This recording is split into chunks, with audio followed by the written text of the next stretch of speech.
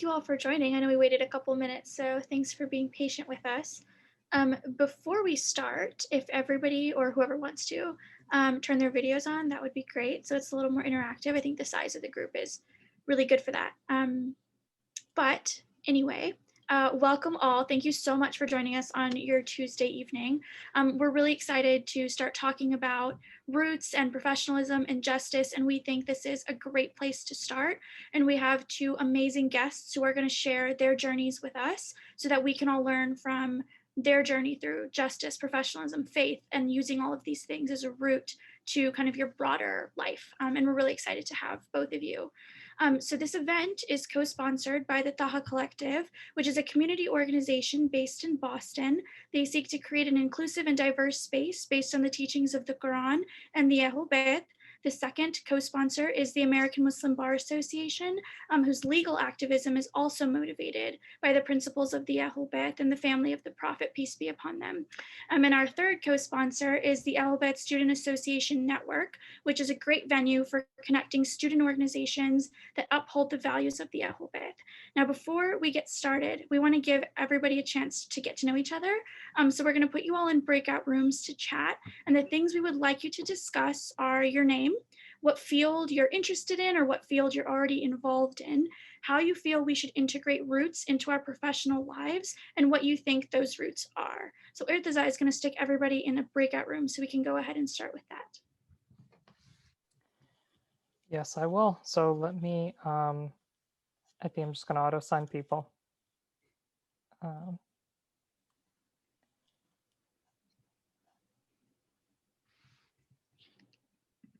Okay, so I think you've all been invited to join a room. So I guess go ahead and join your room.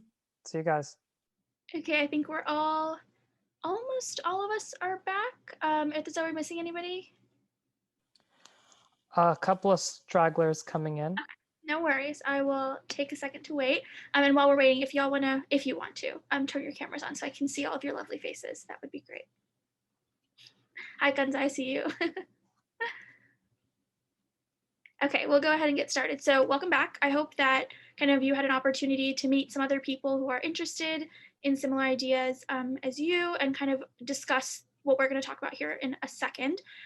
Before we get started, I want to introduce each of our panelists, starting with Dr. Sadik. And we're going to talk a lot about, his background, but just on a surface level, some of the introduction about him is that he's a scientist specializing in gene therapy and cancer immunology. He obtained his PhD in cellular immunology from the Louisiana University School of Medicine. He is currently the Associate Director of the Cell and Gene Therapies Unit at the Novartis Institutes for Biomedical Research in Cambridge, Massachusetts. He's also the scientific news editor of the international scientific journal Human Gene Therapy, which was also recently selected as one of the most influential journals of medicine over the last 100 years. He's also the founder of the Islamic Message Foundation of New Orleans and has spoken at numerous universities, Muslim, Christian, Jewish, and Hindu organizations all across the country. And we're very excited to have him. So Dr. Sadik, if you want to go ahead and start by telling everybody about your journey and how faith has played a role in that. Yeah, no, assalamu alaikum. Thank you for that introduction. And, that bio is a bit dated, actually. I think that was from a few years ago. So I'll just go through my journey and update it along the way.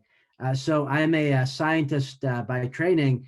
And the reason that I got into science was primarily driven by sort of the background of Ahlul Bayt. So as I was growing up, I always remember at various settings and contexts, uncles and, leaders in the community talking about how a lot of the sciences that we study today started off with folks like Imam Jafar al-Sadiq alayhi salam or his students. So for example, you have Jabir ibn Hayyan, in English named Geber, considered the father of alchemy, which is the foundation of modern chemistry.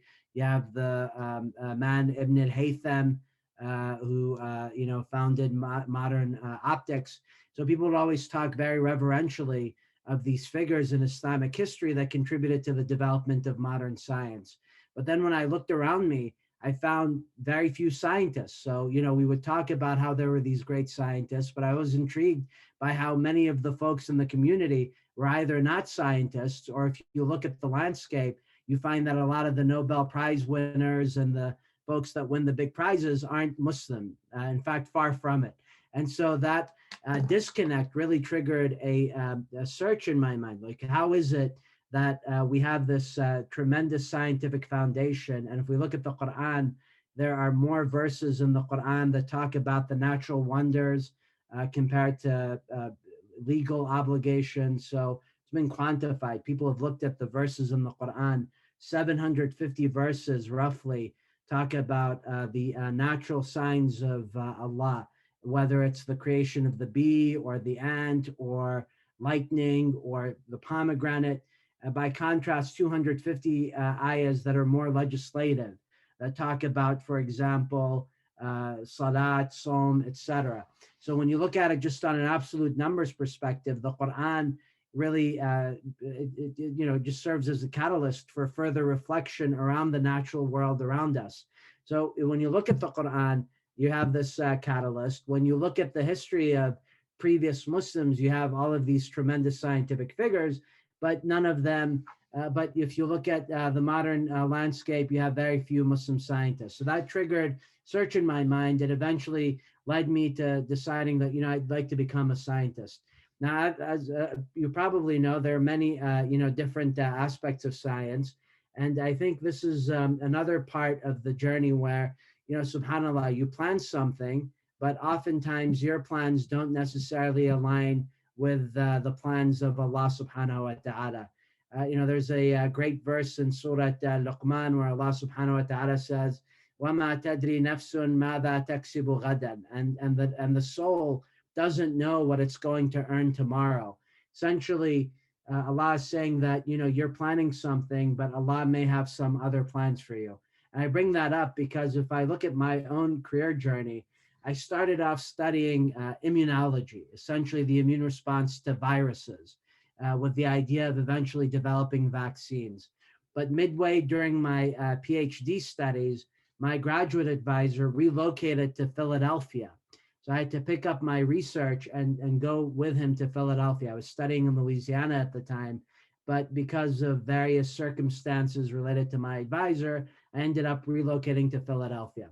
So I finished my studies on the viral responses to viruses, and I was in Philadelphia. And I said, well, I wonder what else I could do in Philadelphia. Philadelphia at the time was this real hotbed of gene therapy activity. Gene therapy being the idea that you can take a defective gene and correct it using various viral vectors. So being in Philadelphia at the time, coincidentally, I said, well, I should get into gene therapy research. And I ended up in the lab of one of the gene therapy pioneers, a man named Jim Wilson. And that really set the foundation for my professional success. So the first, lesson that I would urge folks to keep in mind is that you may have certain plans in mind, but Allah subhanahu wa ta'ala will oftentimes bring up situations that'll sidetrack your plans or lead you down a different path. And really, as a Muslim, part of the way that my belief has informed my professional decisions is oftentimes I'll just, try to embrace that change rather than resist it. When Allah puts something in your way, you have to think about it seriously. Like, why is it that I'm relocating from Louisiana to Philadelphia? Why is it that I'm in this area? And Allah gives us so many instances where our plans get, in our perception, side railed, but it's that side railing that actually leads you down a more fruitful path if you actually, tawakkal ala Allah, if you rely on Allah to take you to that next level. So then, having been in Philadelphia for a few years, I ran across this field of cancer immunotherapy. And the concept of cancer immunotherapy is that if you look at the treatment of cancer, there are three current platforms for treating cancer. One is surgery, meaning removing the cancer. The other is radiation therapy, meaning you use radiation and radio waves to eliminate the cancer. And then the third one is chemotherapy, which is, you give the patient toxic chemicals and, they become poisoned, you poison the cancer. At the time in Philadelphia and in the United States, there's this fourth pillar of cancer therapy called immunotherapy.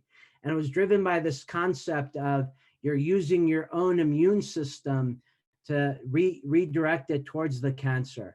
And when I learned about this concept, it was coincidental that at the time I was reading some of the works of Imam Ali alayhi salam.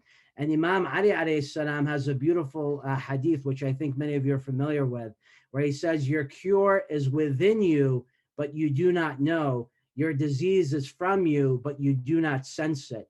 And that's really the whole foundation of cancer immunotherapy, is that rather than using chemicals and radiation from the outside, you're redirecting your own immune system to attack the cancer. So essentially the cure is coming from within. And again, it's a coincidence that these things aligned at a particular time of my life. I was reading Imam Ali, ran across that quote, ran across this concept of cancer immunotherapy, and decided, you know what, this is what I'd like to do. This is the aspect of science that I'd like to really focus on, really seeing what this field of cancer immunotherapy is, and then trying to align it with this saying from Imam Ali alayhi salam, where he says, your cure is from within you.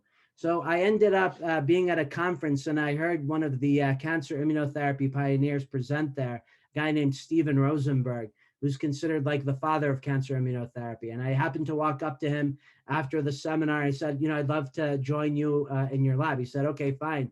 That's great. Come down to Maryland.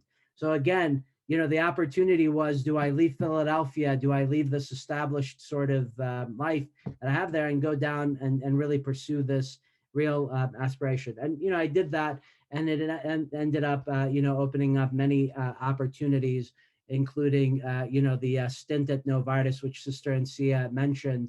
But after Novartis, I spent some time at a few other organizations, some of them big pharmaceutical companies, others small biotechs, working on a type of immune therapy called CAR T therapy, which is essentially it's a genetic type of therapy where you genetically engineer your immune system to attack the cancer. So I was fortunate enough to be involved with the development and the eventual approval of all three of the currently available CAR T therapies on the market, Kymriah, Yescarta, and Tecartus. And so it all goes back to that point of, I think, as you go through your professional career, it's important to really understand your own self, your own desires, your own motivations, and always make sure that those motivations and desires align with your career objectives. And if you can align those with your own spiritual learning as well, then that's really the ultimate benefit. So I think, I've gone on a bit too long, but that's sort of, my journey at a high level. And, we can get into more specifics during the Q&A, but, I think I'll just leave it at that and, hand it over to Sister Salmah.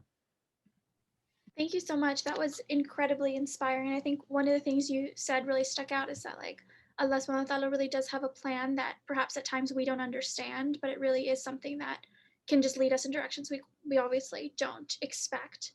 So I really am excited to dig deeper into that as when we get into the Q&A. But I want to turn briefly to Sister Salmah. So Sister Salmah is incredible. And I'm really excited to introduce her. She's currently serving as a judicial law clerk for the U.S. Court of Appeals for the Third Circuit, where she works to draft high-level federal appellate opinions, dissents, and concurrences for her honorable judge. Before that, she served as a litigation associate at the firm Ropes and Gray in Washington, D.C. Her commercial practice centered around international anti-corruption and antitrust law, and her pro bono practice focused on human rights and civil rights for prisoners, LGBTQ identifiers, and Shia asylum seekers. Prior to Big Law, Ms. Rizvi also worked in the Department of Justice's Civil Division in the Southern District of New York, as well as the New York Civil Liberties Union, an ACLU affiliate. She's long been an organizer and a leader in Muslim spaces. She's a former intern of the Muslim Public Affairs Council, the Institute on Religion and Public Policy, and Al-Haq, the longest-running legal rights organization for Palestinians. Throughout the pursuit of knowledge and justice, Ms. Rizvi is honored to serve as a founding president of the American Muslim Bar Association, a conglomerate of Muslim attorneys inspired by the Ahl Bayt, and one of the co-sponsors of this event. So, Sister Salmah, go ahead and take it away. Thank you so much, Sister Insia. Assalamu alaikum wa rahmatullah wa barakatuhu. It's so nice to see all of you and it's an honor to be speaking alongside Dr. Kassim, who I just realized is a longtime family friend who knows my eldest brothers and sisters, and who ended up going to the same Islamic education school as we did, the IEC in Maryland, also known as the Iranian Entertainment Center for some. But no, it's the Islamic Education Center. I really miss that place, and some of my best childhood memories are from there. So I'm so happy to see some familiar faces and to be among brothers and sisters today, sharing and having this conversation. Thank you so much, Insia, for inviting me. I don't know how much I can share that will be of value, but Bismillah, I really hope that something I share is of value. I guess, the question is how our roots have guided our professionalism. And for me, and I think this story might resonate with many of you, is that we spend so much of our lives at our masjids learning and hearing about the stories of Imam Hussein and Bibi Fatima and Bibi Zainab, and hardships that the Ahlul Bayt went through, both the men and the women and their families. And so you grow up day in and day out, many of us going to majalises and hearing these stories, at least for 10 days out of the year, which is a big commitment. But, some of us do 40 days, some do 50, some do 2 months. And so hearing these ancestral stories kind of become embedded in your psyche when you hear them so much and you hear them on an annual basis. It's really hard to walk in this light, in this universe, without feeling the effects of Karbala, particularly as Muslim, and some of us as Sayyid. My last name is Rizvi, so my father's bloodline descends from Imam Ali Rida alayhi salam from Mashhad, Iran, and that always resonated with me. My grandmother once told me, every movement you make in this earth is going to have an impact on 10 generations that came before you and 10 generations that are going to come after you. And so having this lens of and this rootedness in Islam, of course, and the Holy Quran, but also in the Ahlul Bayt is what has really driven me, and has always helped me as a young woman, a woman of color growing up in the United States, where women of color always deal with issues in the United States, and really having a voice that I try to inculcate with that fearlessness that the Ahlul Bayt had, that no matter what the trials or the circumstances or the prejudice or discrimination or oppression placed upon you, that your ancestors before and your leaders in Islam before have dealt with much worse. And so to move with what is called taqwa, really a God consciousness, and this idea of taqwa being rooted in a fear. Some people say it's a fear of Allah. Some people call it a God consciousness. And I really believe once one has inculcated true taqwa, they fear Allah so much that they have no room for fear of anything else in this world. So no room for fear of the US government, of a supervisor, of a parent, of a bully. Once you focus your fear only on the Creator and build that relationship, inshallah, then you know that you can move fearlessly in this realm, in this universe, knowing that you're only beholden, and only one person and one supreme being has power over you in your life. And so those kinds of ideas have always sticked with me. Some, of course, are rooted in the Shia tradition. Some new knowledge I've gained on taqwa, and how taqwa is a balance between adl, justice, and afu, forgiveness, comes from Sufi traditions that I've learned of recently in the last 10 years, that have really helped to kind of put together the underpinnings of some of the more esoteric learnings that we offer in the Prism. But as my work as a lawyer, as an attorney, two quotes growing up always stuck with me, that every day is Ashura and every land is Karbala. and those who are silent in oppression are guilty of oppression themselves, which of course is the beautiful saying of our leader, Imam Hussein, may peace and blessings be upon him. And so, you know, having that lens and those ideas always made me want to help the oppressed and not be silent during times of oppression. And so I decided in undergraduate, I decided to study anthropology and international relations in the Middle East.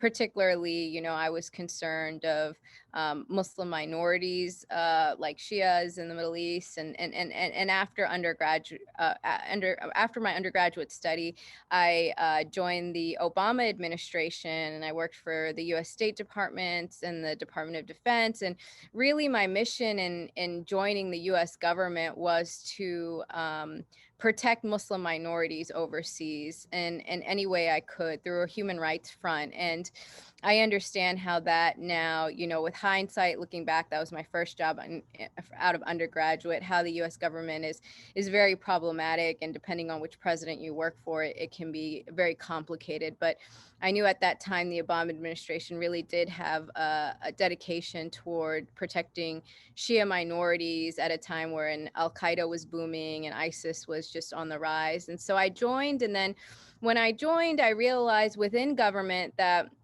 there were so many Muslims who were working within government, whether as analysts, as spokespeople, as diplomats, but we didn't really have this collective power to check the government when the government was not using the right language, when the government was victimizing oppressors and not really standing up for Muslim voices. And so I was appointed to be the chairwoman of what was called the Islamic Cultural Employee Resource Group. And it was a group of over 100 Muslims in government at that time out of DC. And we really checked the government on any kind of human rights violations or civil liberties violations against Muslims working within government. And that was our job, to kind of be a check on power while working within that power institution.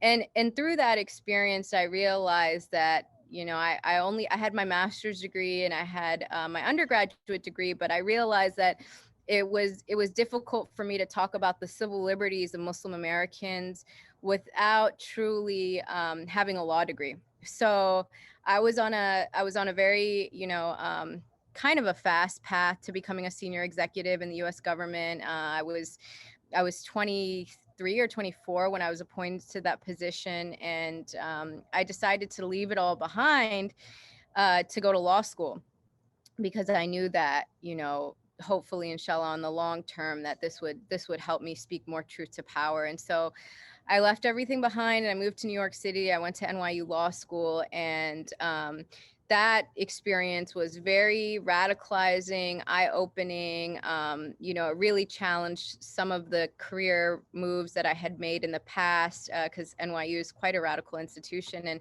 And one experience I had in law school that really helped shape my perspective and kind of kept me rooted, especially because it's a holy place, was when I went to Palestine. And when I visited the holy sites in Palestine, and Hebron and Jerusalem and all around. And when I also, was doing human rights work with this organization called Al-Haq. And I realized there, there was such oppression being, just crossing the border, doing everyday work, just living under a live occupation. My house was fired at that I lived in that summer. It was the summer of Operations Brother's Keeper. And it was it really opened my eyes to kind of grassroots oppression that I had never seen before. I had known these ideas through stories and what we hear at the masjid and lectures and academically in textbooks, but I had never experienced that form of oppression before. And so it started opening my eyes. And when I came back to the United States after my 1L summer in Palestine, I realized, my eyes were now open to all forms of injustice on the grassroots, even in America. And I said, I decided that I wanted to take a closer look at what was happening on the ground here. And so I joined the New York Civil Liberties Union. And, at that time, it was during the Eric Garner protests, and there was a lot of the BLM movement was just taking off at that time, 2000. 14, 15 in New York City. And so I started realizing just how bad police brutality is in America, and how bad our police state is to Black Americans, and how truly that we are living in some ways, some people in America are going through their Kerbala, or have been through their version of this deep oppression without emancipation. And I really wanted to help. And so I was committed to work for a law firm after law school, but I made sure to do about 30% pro bono every year towards my work. And so I built this pro bono platform, and I really started to I really tried to make sure that every case that I took as a commercial case didn't have ethical dilemmas for myself as a Muslim. And I tried to make sure that every pro bono case that I took really did shape how I was thinking. And so there are a few Quranic ayahs that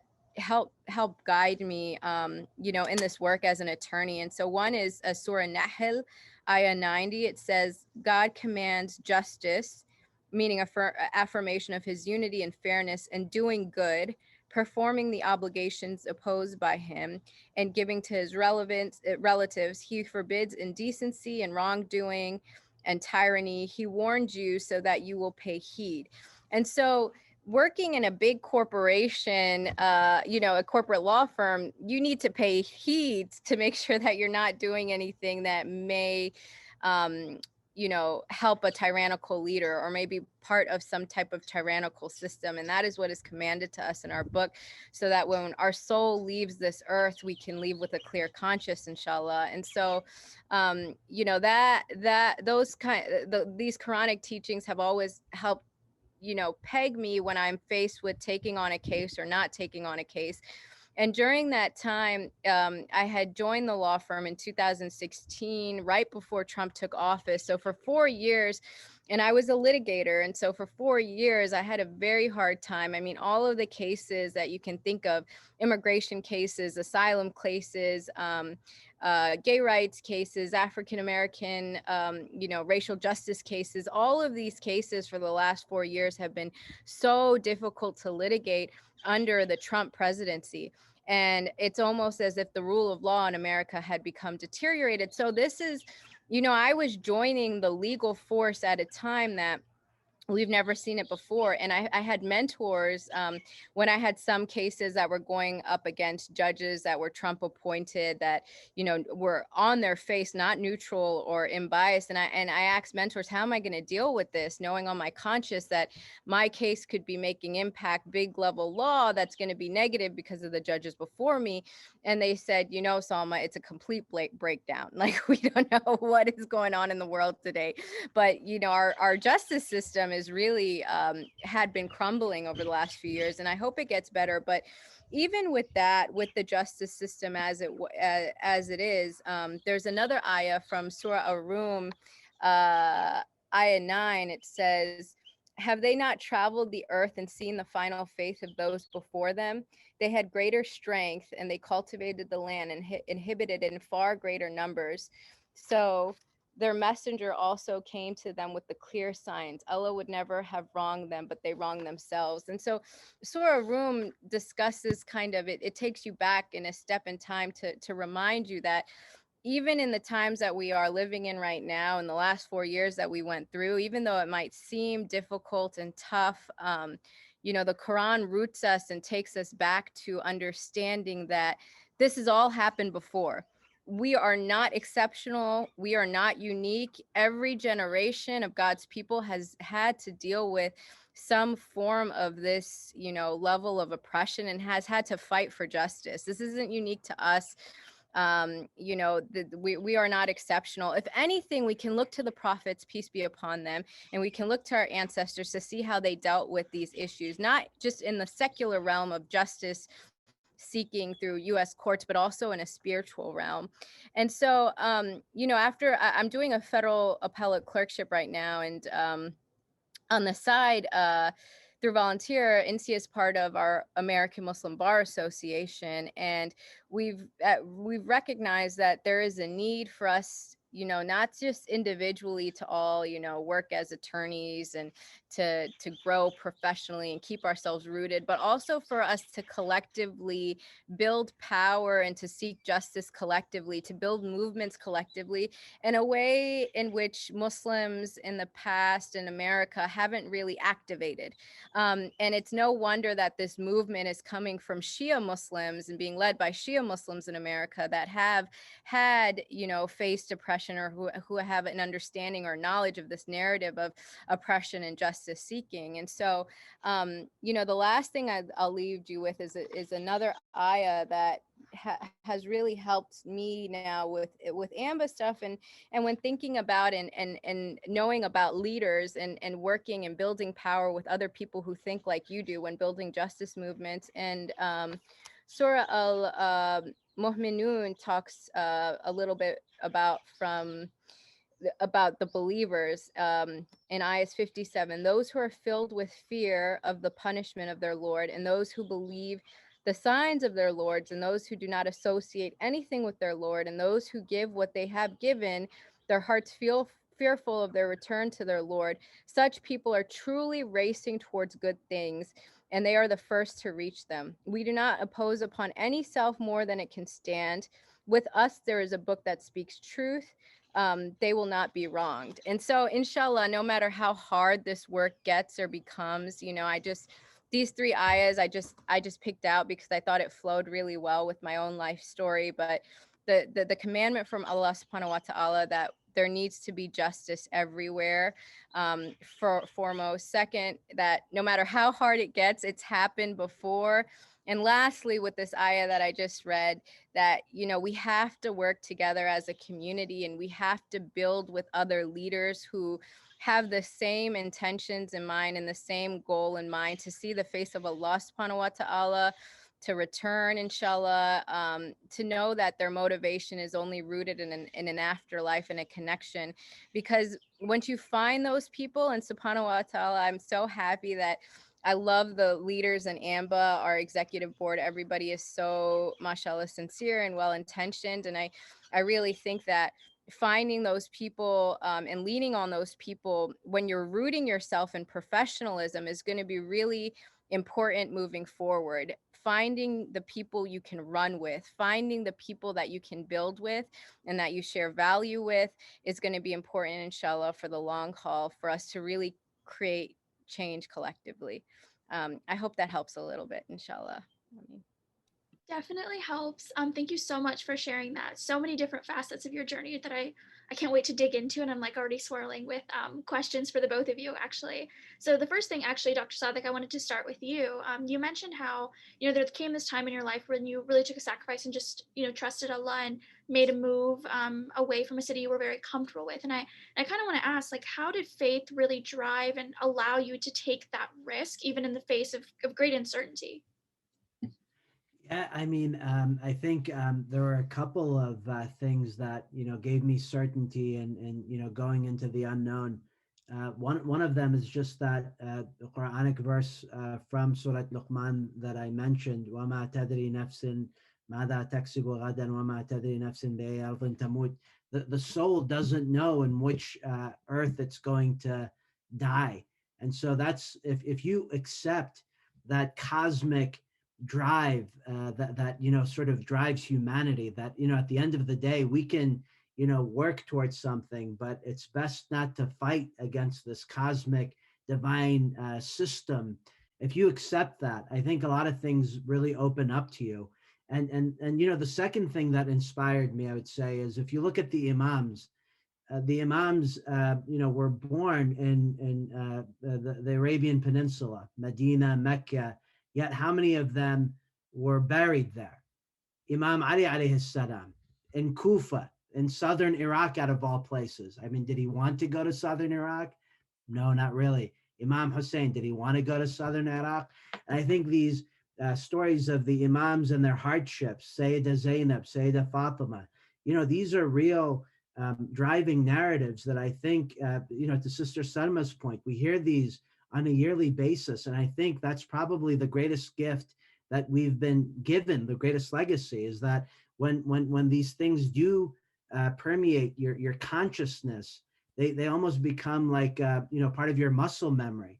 That when you do face hardship, if you internalize the message to a certain degree, these perceived hardships actually just become part of the journey.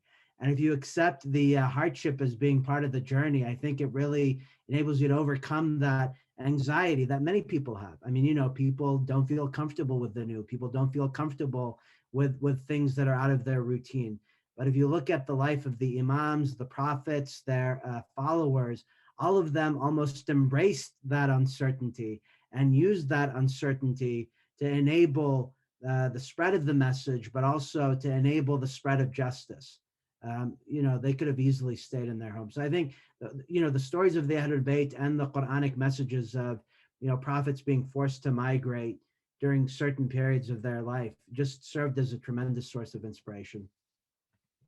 That's an excellent, excellent answer and gives us a lot, I think, to think about. And Sister Salma, I kind of have something similar, but a little bit of a different vein for you. I know, like knowing you personally, I know how fearless you are in everything you do and how, I think forward thinking you are in all your projects. And it's really been, an honor to work with you. But I guess my question is, as somebody who's a lot younger, kind of earlier in my career, if you will, how do you get to that stage of fearlessness where you allow faith to really be a driver in your work? And of course, like all the work that you've done that you mentioned has been so powerful. How have you kind of put fear and kind of the pressures of a work life behind you to really embrace that fearlessness in all parts of your life? Thank you so much for that question, Sister Incia. And first, I want to assure you, you are also fearless, my sister. I've seen you in action, girl, and you are on the right path. So you don't have anything to worry about. MashaAllah. I'm really impressed by you, and you inspire me so much. And so, yeah, I think, it's interesting because some people might tell you that this true inculcation of the spirit, and the alignment of the soul, that it might come from the professional realm, that you might just deal with so much garbage through your life from supervisors, white male supervisors, like over and over for decades, that you just learn to become a tough cookie.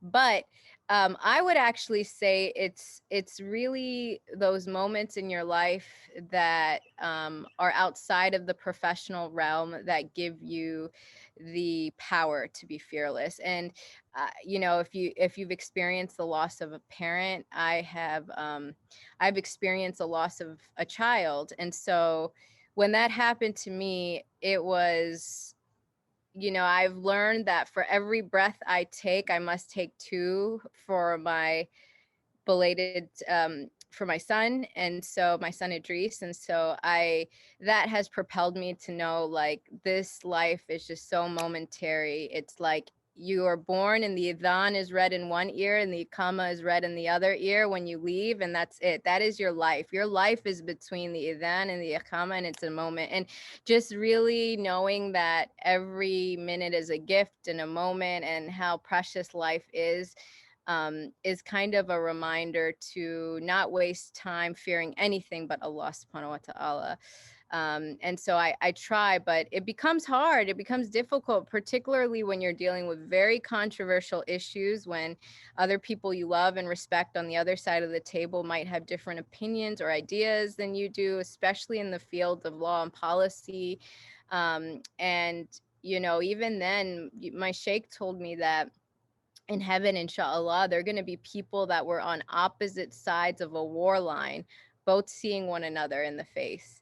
And so that just goes to show that, it's sometimes I feel like our ideologies might put more fear on us than is really needed or warranted. And what Dr.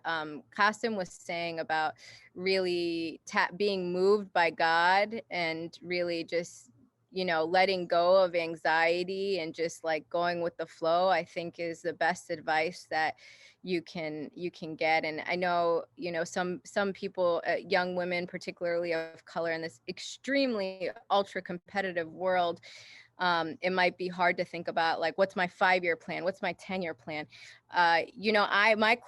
This clerkship ends in September, and I have no idea what I'm doing afterwards. And inshallah, God will provide. And that's how it's always been. Like, people look at my career and think that it's been well thought out and well planned, but it never has been. It's always been spontaneous, spur of the moment. And so, inshallah, I think, the more it's kind of counterintuitive, but the more you focus on your spirit and your soul, the easier it will become for you to succeed professionally and not have fear.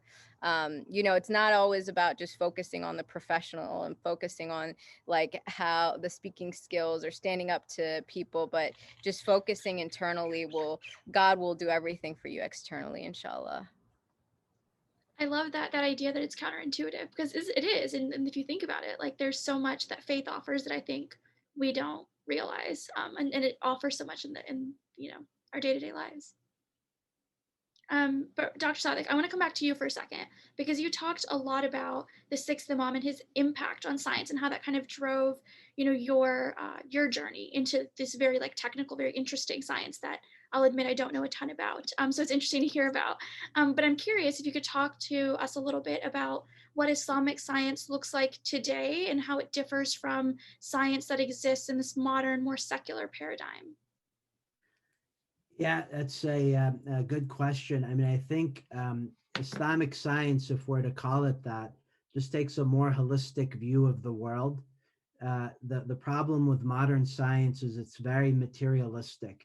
So it's looking at the things that can be quantified and the things that can be measured, and then trying to derive universal principles from these things that are observed. But it's a fundamental disconnect from the way that the universe actually works.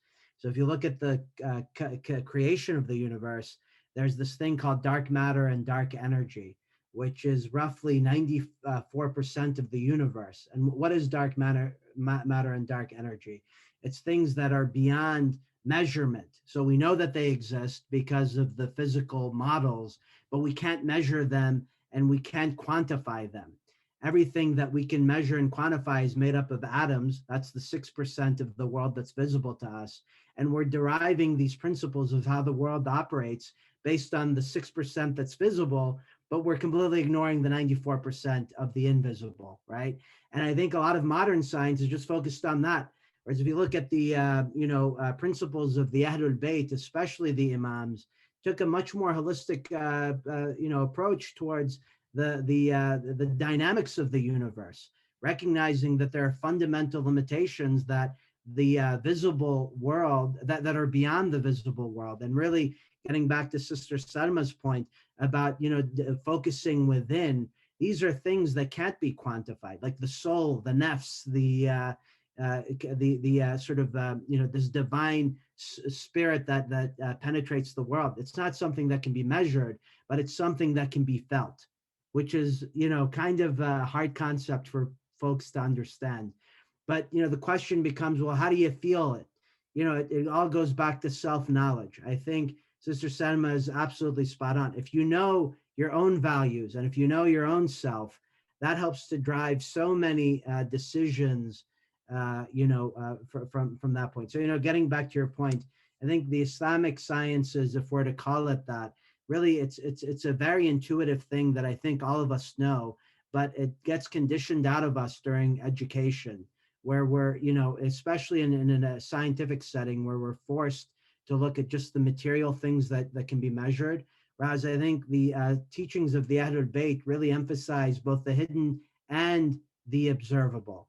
And that's really been something that I, always take to heart whenever I'm studying these natural phenomenon. Although, you're looking at it from a very materialistic perspective, recognizing that this is very narrow perspective, and that there's this whole universe that's completely hidden to us, and that some of the knowledge can maybe be given to us through the legacy of the prophets and the imams. But really, at the end of the day, we're just ignorant seekers looking for the truth. And at the end of the day, a lot of it resides within, but we just have to really open up and not be afraid to connect to the potential within.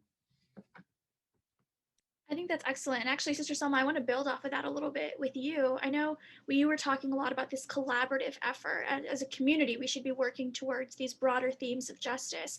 And so I almost want to imagine, as an individual unit, if we put our community as an individual unit, how do we start to understand our own values to then be a cohesive unit working towards those principles of justice? How do we look inwards within our community first to then understand the rest of the world and really be a voice of change in activism and in justice?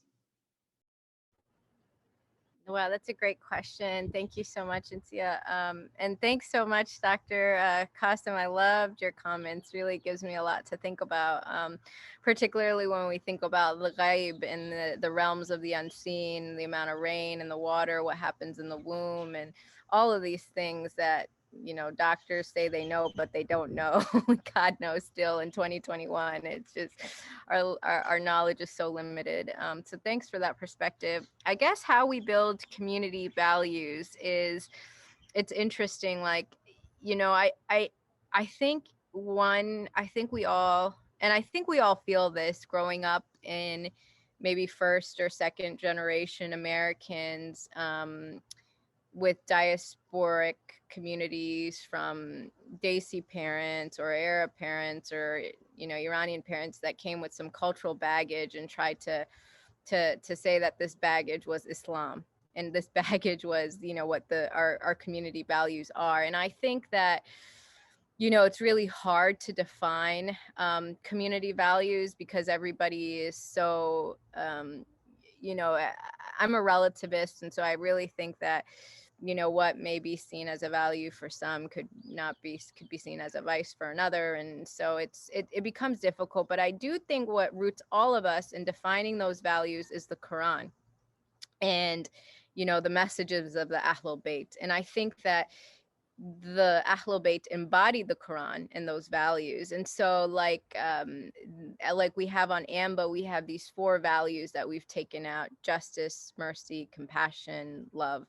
And these values, we have gone through the Quran and we have identified the ayahs that relate to these values, as well as the practices of the Ahlul Bayt that relate to the values, to sort of create what is aspirational, what the community should be working towards, how the community should be acting. Because there's obviously some community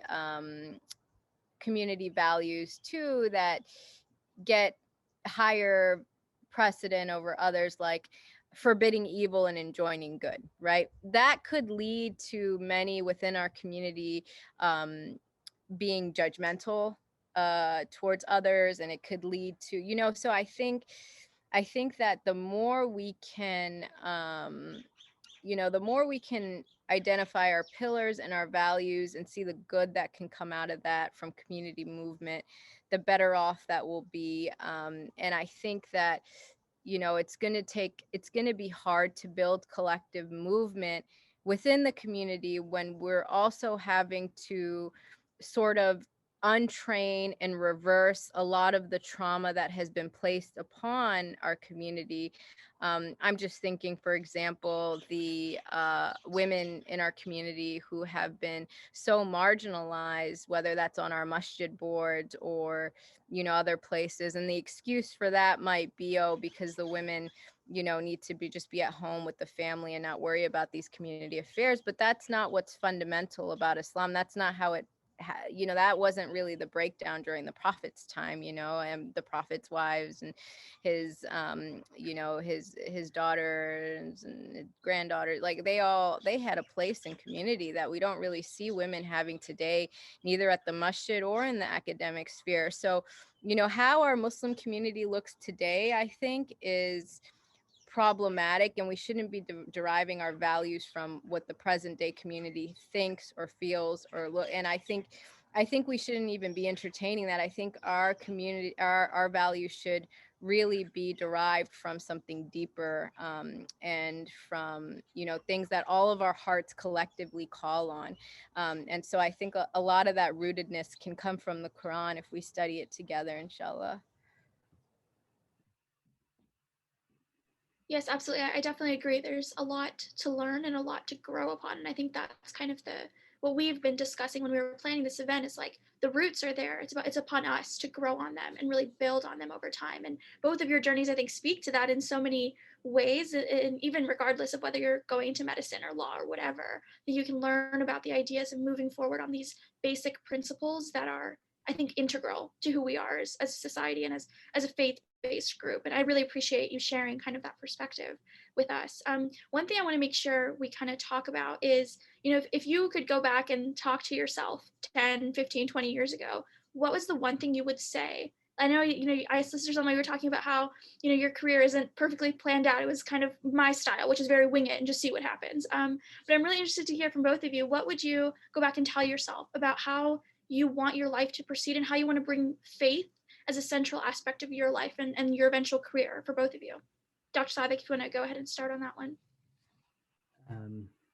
Yeah, that's it's a tough one. I mean, there's so many lessons that I tell my younger self. I mean, I think, probably the most important one is, I think, early on, you look, especially like in a field like science or medicine, you project sort of an idealized model of what, your teachers and supervisors will be. But at the end of the day, these folks are all human. And so never look to your professional mentors to be personal examples for you, right? And I think that's a big mistake that folks make. They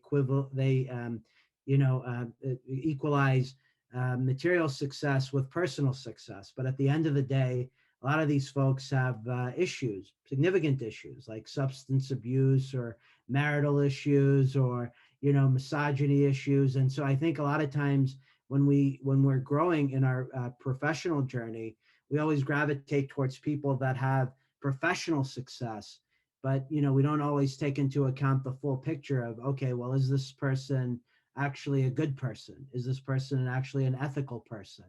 And I think if you always look towards people that are professionally successful to be your personal sort of or spiritual guide, you're going to be severely disappointed. And I think the earlier you recognize that, the more it becomes valuable to have spiritual mentors like the Ahlul Bayt or like the true followers of Ahlul Bayt, because you immediately see, okay, well, there's this disconnect.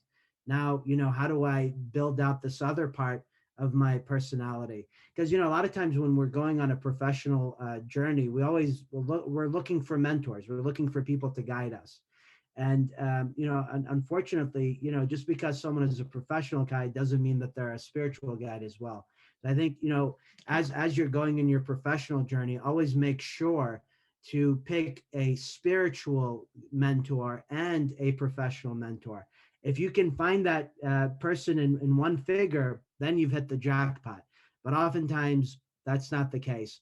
And so I think, the sooner you recognize that, the better you can take control of your own journey. Because at the end of the day, I think the most important thing that people, realize oftentimes too late is that they expect others to help them to be successful. But really, it's up to you to take the reins and to take the control of your own personal, professional, and spiritual development. And don't look for, magical solutions that'll solve all of your issues. So I think that's what I would tell my younger self. I think being, at the early stages of my career, that's something I'm definitely going to adopt, because I think it is true. We kind of look to people who are professionals in our field and kind of lose track of the fact that our faith has given us such strong, powerful, inspiring mentors to learn from. And I mean, when you don't even need to look beyond them to learn about the things that matter in your professional life. So I really, really appreciate you kind of sharing that, because I think it's applicable for everybody, no matter the field. But Sister Salmah, I want to give you a chance also to share your advice for young Sister Salmah. Oh, yes, of course. Well, the first thing I would say is don't be pressured by communities, the community's expectations upon you to get married too young. This is coming from a woman who is divorced, but happily remarried a second time with a beautiful child. So, just for the first time around was a mistake. And it was probably a mistake because, just to be real, as a woman, and it's especially like many women here, I'm sure, are very connected into your homegrown masjid and community, and that expectation to just get married and have kids right away is really it's real, and it can really change, the decisions you make about your career and the decisions you make about your school and higher education. And so inshallah, I tell all my young sisters, like, don't you are know your own learn your own value early in life, and that's something I didn't really learn until I was much older. I didn't really know my own worth or value until much later through tough experiences. So don't make my mistake and get married too early. And yeah, I guess what Dr. Kassim was saying, I totally agree. I've always I always had one foot in my professionalism, one foot in my spiritual development. For years I've always taken seriously the studies of like whether it's fiqh or Quran. But it was only about a few years ago, about I think now 3 years ago, that I actually found a sheikh and somebody that I decided to go down a path with. And so if you are so fortunate to be able to find someone who meets your criteria of what a spiritual leader should look like. For me, I needed a few things. I need the person to have be well versed and have memorized the Quran and know it inside out, and the person to never have talked ill about another scholar or sheikh. And that was hard to find because there were so many scholars that I loved, but they would always talk ill about other people on the pulpit, and right away that was diminished for me. And I couldn't trust that person, because we all know gossip is it's a big sin in our community for when we meet our Lord, inshallah. And then the sheikh had to really understand minorities like Shias, and or be a Shia. So these were kind of the criteria. Whatever your criteria is, for finding that spiritual leader, your heart knows what it is and what you want on your path to that development. So I think the sooner you can find that kind of guidance, because it's not just guidance, but it's a protection for you too. Your sheikh will really make things happen in your life, take you under his wing, her wing, and pray for you, and really give you just this comfort that parents can't and that other people can't. And so if you can really embark upon that journey while you're young, I think it's a wise one. And I guess, for professional things, there's some practical things that I would tell everybody. I would say, a girlfriend of mine, told me to get on law review when I was in law school, but I didn't know the value of it. And I decided to get on moot court instead, because you could only do one or the other at NYU. And I was kind of a fool for not listening to her. And so if you can get on your law review, get on your law review. And if you can get a clerkship and start thinking about it earlier, get one, start thinking about it earlier. I didn't until I was well out of law school, did it cross my mind. And so, and just building and developing relationships with your professors in a long-lasting way, in an authentic way, will really help you as you move forward in your career as a lawyer. When you're doing like that cutting edge case and you need that Civ Pro professor to help you think through how you're going to get around some issue. I called my Civ Pro professor from, who I hadn't talked to in 4 years, and she picked up and she helped me. And so really making those marks, because it's going to help you later on in your career when you're trying to progress the law, inshallah. So yeah, I hope that helps. Yeah, it definitely did. I think oh whoops, sorry, my computer just did something funky. I think we're about at time here at 7:15. So I wanted to go ahead and thank both of you so much. Your journeys have been inspiring, even to somebody who's just getting started, and I'm sure people who are also deep in their careers can learn so much from the both of you. And I really wanted to thank both of you for your time and for all your candidness in sharing with us. I also want to thank everybody who attended. I know it's a Tuesday evening and everybody's exhausted, but I'm so happy to see all of you and really hope that this is a discussion that is going to be ongoing. You know, integrating faith and professionalism is going to be something that we all deal with for basically the rest of our lives. And we continue, hopefully, to continue hosting programs, events, and giving you resources to really support each and every one of you. And if you need anything else at all, we're always happy to help and always happy to support you in any way. I think Erthaza and I will hang out here in the Zoom call for a little longer. And if you have any questions for any of the panelists, we're also happy to have those answered as well.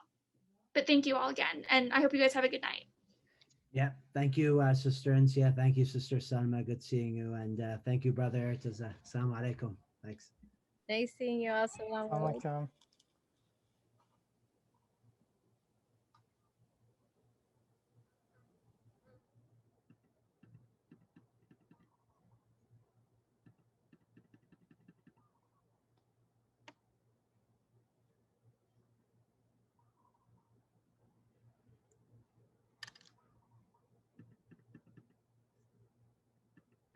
Sister Salma, I'm so jealous of where you are right now. I keep looking at it and I'm like, she's got it going on.